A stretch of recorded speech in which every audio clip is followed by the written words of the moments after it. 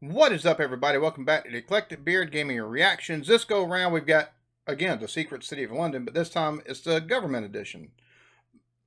First one, absolutely just fascinating. A city within a city.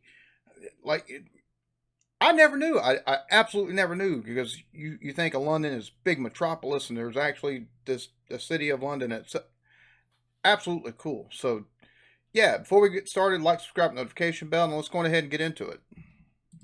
The City of London is a unique place. It's the city, in a country that runs its government with perhaps the most complicated elections in the world, involving medieval guilds, modern corporations, mandatory titles, and fancy hats, all of which are connected in this horrifying org chart. Why so complicated? Though the new skyscrapers might make you think the City of London... Wait. Yeah, that flow chart is, where does it start? Like,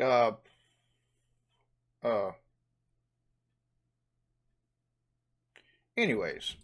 Org chart. Why so complicated? Though the new skyscrapers might make you think the City of London is relatively young, it's actually the oldest continuous government on the island of Great Britain. The City of London predates the empire that Victoria ruled, the kingdoms Anne united, and the Magna Carta that John reluctantly signed. While the London which surrounds the city only got to electing its first mayor in 2000, the list of mayors who've governed the City of London is almost 700 people long, going back more than 1,000 years. Holy the City of London's crap. government is so old that there's no surviving record of exactly when it was born. There are only documents, like the Magna Carta, which mention the pre-existing powers the City of London already had at that point in time.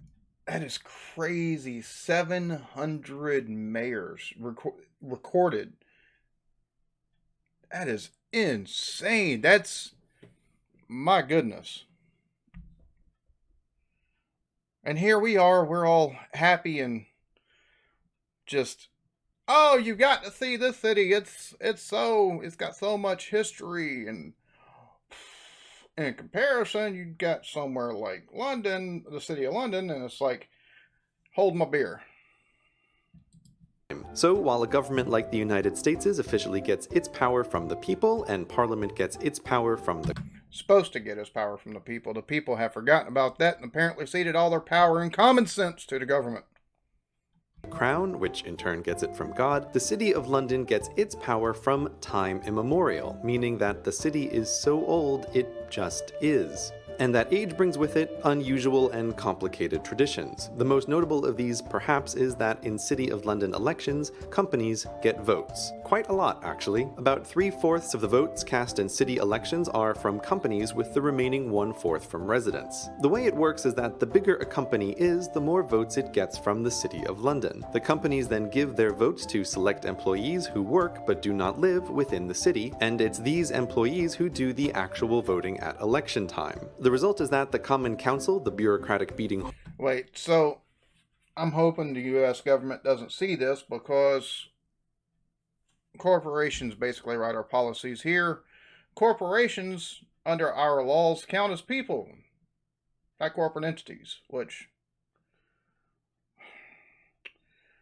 yeah, hopefully our government doesn't watch this, because they might get some ideas, but the corporations here aren't going to take and give their votes to people to allow them to do the voting for it. It just wouldn't work that way. Heart of the City of London has about 20 common councillors elected by residents of the city, and about 80 elected by companies of the city. The reasoning behind this unusual tradition is that for every one person who lives in the City of London, 43 people commute in every day. In total, that's 300,000 commuters using city services, and whose employment depends on the City of London being business friendly. Okay, so now that makes sense. I get it. That actually makes sense in that context. Still, our government does not need to take and watch this, because they'll get the wrong idea. So will the corporations, and they wouldn't do it that way at all, because, yeah.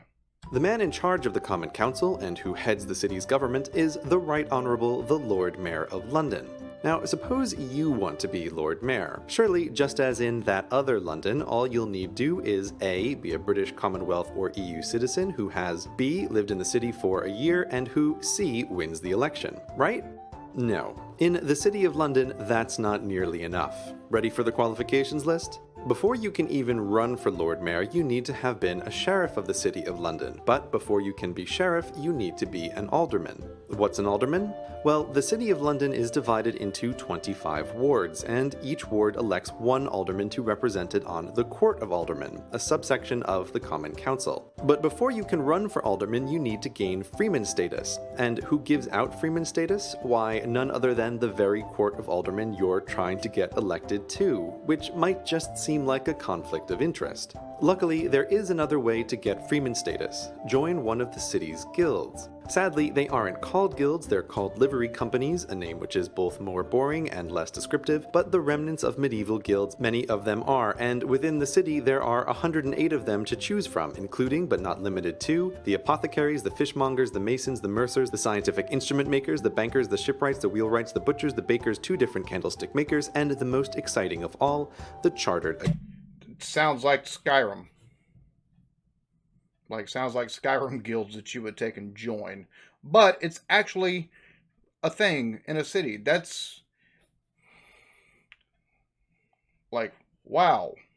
Makes me think that maybe the creators of D&D did a little bit of research before they started making the game, since there's all these towns that you can go into, but to take and actually do business, you have to be part of some guild or, yeah, pretty much a guild of some sort that represents the specific skill that you're in. I know my nerddom is showing. I would say my apologies, but no, I enjoy it. But it's crazy. There's that many different guilds that exist. But then again, I mean, it would actually make sense taken, especially from the perspective of as old as that city is. You'd probably, if you did stuff in that city, you'd want to have the backing or at least the recognition of long settled, long ago founded organizations that specialize in those things. So. Accountants. Many of these guilds, like the Fletchers, have become charities, but some are still active, such as the goldsmiths who test the quality of British coinage, and the hackney carriage drivers who license taxi drivers. To join one of these guilds, you'll either need to meet the professional requirements, or for the charities like the haberdashers, you'll need the approval of 2 existing members. If you meet none of the livery company's membership requirements, but you think you'll be a clever clogs and start your own livery company and grant yourself freeman status, tough luck, because new livery companies need to be approved by, you guessed it, the Court of Aldermen. But let's assume one way or another you get the official freeman status certificate. Now you can finally run for alderman of a ward, after the Lord Chancellor's Advisory Committee also approves of you. But that small barrier passed, you can win election as alderman in either one of the 4 wards where people live or the 21 wards where companies live. Once on the Court of Aldermen, to continue your path to the mayor's office in Guildhall, you must now be elected as sheriff. But this time it's the members of the livery companies who pick the sheriffs. So if the livery company Well, if you thought government where you're at whatsoever is complicated, wow, holy hell. Woo! This, yeah, oh my goodness. That's a lot of hoops you gotta jump through. A lot of hoops you gotta jump through to take and just be mayor.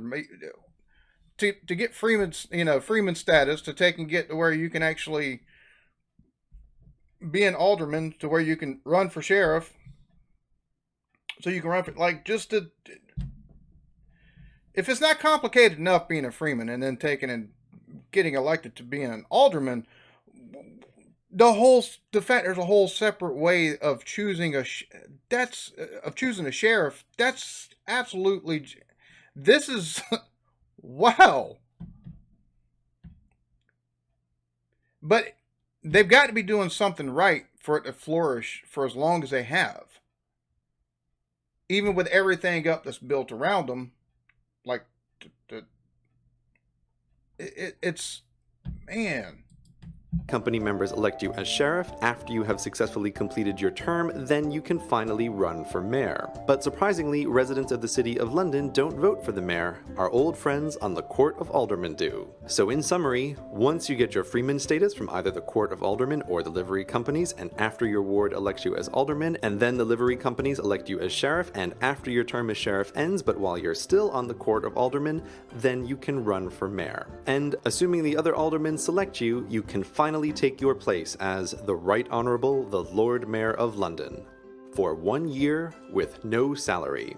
And you have to cover your own expenses, which will be quite considerable, as your new job consists mostly of making hundreds of speeches a year around the world promoting city business.